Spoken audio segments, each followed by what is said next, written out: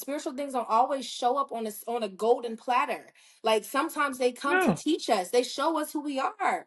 And that I'm makes like, sense. if anything, if this person came to me and I feel so spiritually aligned, but it held up the biggest mirror to me for me to see every shadow, every flaw, everything that I myself needed to work on, every part of me that I needed to love that I wasn't loving. I didn't go through this whole healing and spiritual awakening until this situation happened. Now, what other catalyst can do that besides God? You are now entering the sacred sanctuary. So, it's a real intricate, space to be in. Like coming from people who have like a man with like a whole bunch of platonic like homegirls. Like I got Mm-hmm. homegirls galore and they all look good, they all beautiful. And it takes a very secure like individual to date me, but like also in that same breath, like, I'm very communicative. Like Right. I don't, it's not a secret, so like you could meet this person, you could talk to this person. Like when you ask me, oh, who is this? I can tell you exactly who they are, how we met. Like, oh, we've been friends for this long. Like I can kind of give you like some background so you feel comfortable and don't feel like, oh, like now when you ask me and it's some smoke, I'm gonna be like, all right, yeah, like I'm gonna tell the truth, but then I know that I gotta handle business on the other end, and that's not always the best. Like it's not always like the best alternative, but it's like you gotta choose up. Now you gotta choose up and be like, yo, do I want to continue with this person and really keep building, or do I want to like ruin this person, like, and not keep building. And that's not always an easy decision to make. Mm-mm. But, it's all about like your life and what you want for yourself. So you can't be thinking about, oh, this gonna hurt this person. Cause like at the end of the day, you still being honest, you still being truthful, and motherfuckers will get over that. Build a bridge and get Right. over it. Right. So I mean, I absolutely understand and know why my situations happen the way. It was just my point of attraction because at this point, like I said, I'm hella aware and accountable. So Mm-hmm. in my experience, it was because I was attracting a certain type of guy because I Okay. feel like we attract based on our wounding. And until we address that wounding, then that is when our scope changes as far as attraction goes. So for me, I was attracting more avoidant type men. And you just sent me a video. It was like, we put these labels and this mental health stuff. And I'm like, okay, what else am I calling? But I was attracting more avoidant type men. And that was coming from me feeling anxious. That was from me feeling like, I needed to be validated or I needed to be seen or heard because that wasn't my experience growing up. So I was more classified as anxiously attached, or maybe I had some codependent tendencies, but it took a lot of self-awareness for me to get to that place to realize like, okay, maybe they're not the problem. Maybe I'm the problem. It's me and what I'm attracting because it's what I'm choosing. It's not like I have to change this person or this person is bad. No, this person is who they are. But if I'm attracted to this, what in me is attracting me to this type of person with this type of behavior? And if my experience continues to be the same, then I'm the common denominator in all of that. So it comes to a place where it's like, okay, so now it's on you to figure out what it is that you're attracted to in these people and what in you that you need to resolve. So now it's personal for me. So I think from this space it's even harder for me to want to date somebody or to choose somebody because I ain't taking nobody's shit. And it's hard to date when you ain't taking nobody's shit in 2025. I'm just saying, I'm not taking nobody's shit. It's like soon as the first part of a red flag come up, nope. You know Mm-mm. what? That sounds like the last person messing up uh, with it, and it's always like that. It's a cycle. It's a that cycle. Look, shit, and you gotta and break. You yeah. gotta break the Go ahead. trauma. Break the trauma, It's not because even I don't it's listen, it's not even about the trauma part of it. I feel like it's just the awareness that I see what I've experienced, I see what You're I've dealt with, and I saw what happened when I ignored red flags. It's okay for me to have a boundary to where if you gonna come in and this is what we say we doing, this is what it is. Like I don't gotta play those games with nobody. I'm coming. Listen, it's no gray area with me. I'm either fucking with you the long way or you my friend. And when I say you my friend, you my dog, you my bro, and that's just it. Like Yeah. it's just we ain't crossing that line. But that's just listen, I just come hard, and I don't know how to operate in a gray area. The gray area fucks me up. I and, don't. and So this is what I'm saying, and that's why. See what you don't know how to do, you learn how to do. You got to do the hard parts first, so the rest become easy. That's it. Jesus, It's gonna keep recurring if you don't get to it. You got to get to it. That's it. You got to be like, okay, Jesus. this is the hard part. This is what I'm gonna learn. I'm gonna learn how to exist in the gray area and What build. is the gray area? What am I supposed to accept? Because What you what nah, I'm not see, about to do is listen? let somebody play with me. I'm just not What you about to let nobody play yeah. with me because what you I'm call not a one of gray them. area Because is I am not one of them. you said, listen, you just said, like, so, y'all mentioned earlier, casual date and all this. Ain't I'm nothing not casually casual. dating nobody. You can casually fuck off. This She is said, what yo, I mean. she said, crease up your doctors and put your plaid shirt on and get the fuck up out of here. Listen, listen, go put your Chelsea boots on. Put your Chelsea Yeah, boots on. Nigga come with the Chelsea boots on, you serious. He ready to be a yo, husband. You gotta meet listen, me as a husband. I know I'm already a wife, so meet me as a husband. Like, please. Put your Chelsea boots on, my nigga. Uh, see, yo. the pressure of it all, man. Men don't date women because of what they got. Like, I mean, at least not a good man. A good man, Right. like, he not dating you because you got three companies and you busy 60 hours a week and, you got your homegirls and y'all go to brunch at least once every other week and like all that other shit. Like, niggas don't care about that. Like, we don't Mm. care. Like, Okay, but so what y'all care what about? we care about, Is she like, annoying? oh, yo, listen, yeah, definitely does she bring me peace? Yeah. Okay. But also, like, does she hold me accountable? Does she, can she help me build? Like, can we have conversations about how we can both be better or become better in whatever facet of life that is? And then Mm-hmm. also, like, just just like Q said, like just the peace part. Like, we don't like. It's okay to have disagreements. We don't Mm-hmm. gotta agree with everything, but do you have the emotional intelligence Mm-hmm. to have a disagreement and it not be an argument, you Mm. know?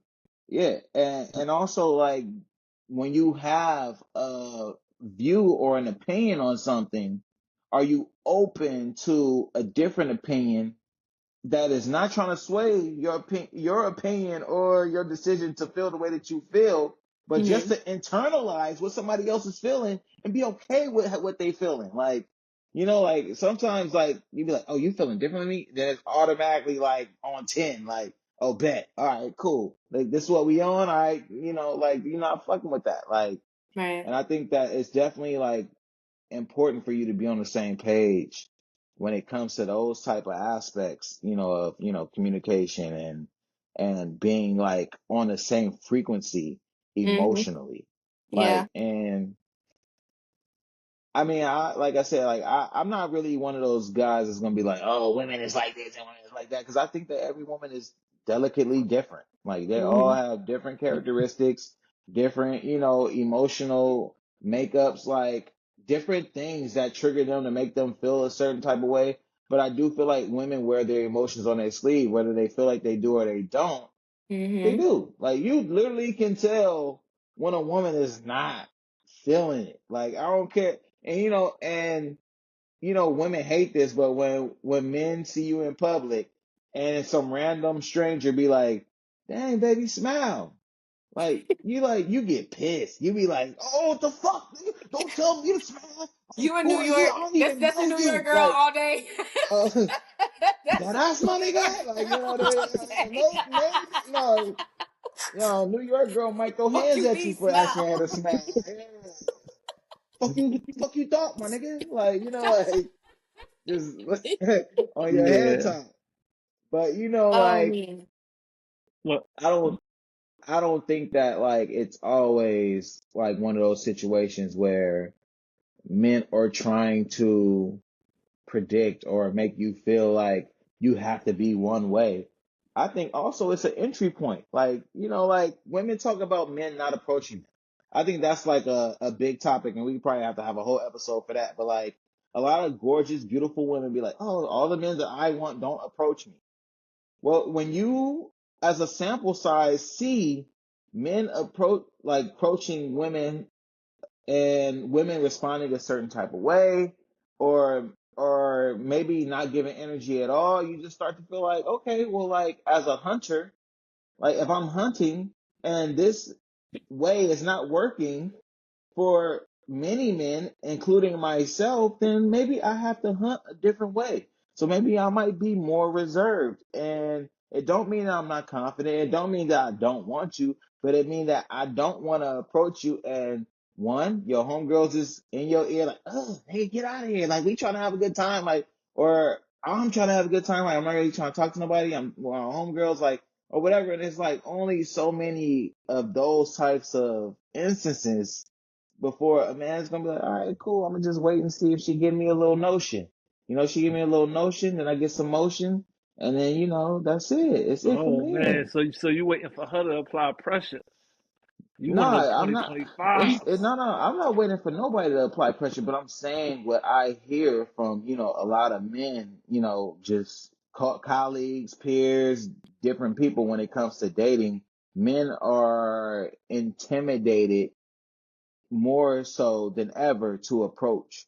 I feel like men over their 50s or they don't give a fuck. The era that they grew up in, they about to catcall you. They about to say all kinds of wild shit. You heard Donald Trump say he's gonna grab you by the, he like, yo, That's and crazy. low key, it's like maybe 15% of women that if you pull up like that, they gonna be like, oh shit, he say he gonna grab me by the what? Like, Oh like, my God. God damn, he never had that happen to me before. I'm trying to see what that be like. Turn Oh me my on. God.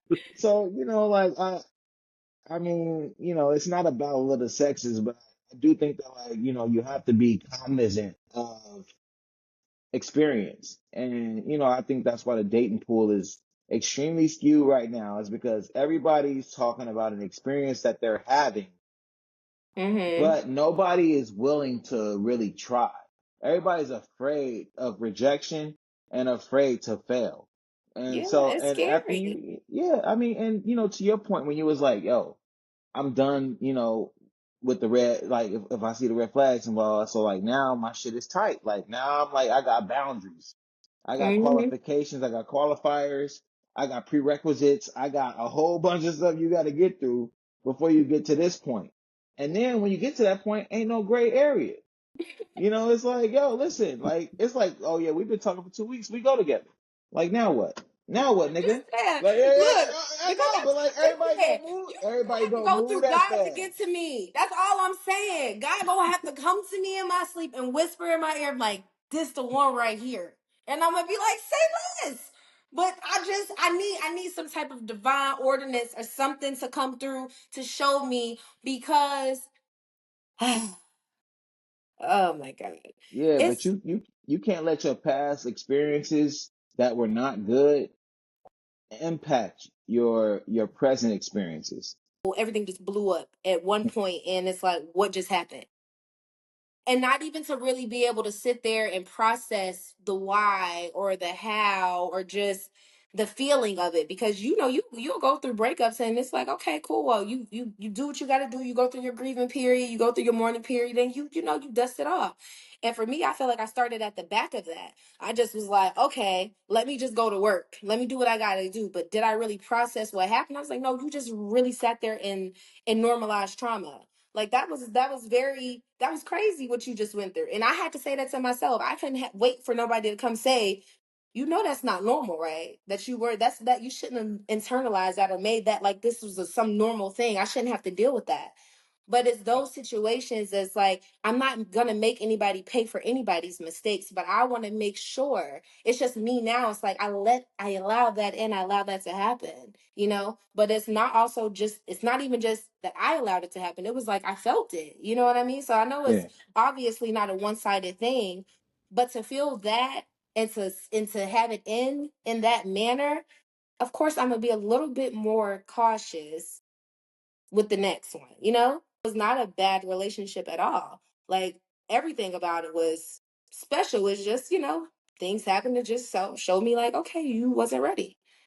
And that's And okay. how long did you guys date? For a Uh, year. a year? Okay, Mm, that's valid. I yeah, got I got no more follow-up questions after that because a okay. year is a lot of time. It is. And not a lot of time in a sense of like wasted, but it's a lot of time to get to know one individual and be consistent with that person. When you go to church and you sitting there and the preacher preaching and you get the word and you get a feeling in your body. It could just be it don't matter what he says, but at certain point, some scripture, some sermon, he says something and you get a word, you get a feeling in your body, and it's like this feels spiritual. I don't know what this feels spiritual. That's the only way you can describe it. Some things are indescribable. Some Okay. relationships and some connections are going to be that. I don't feel like it's an everyday thing.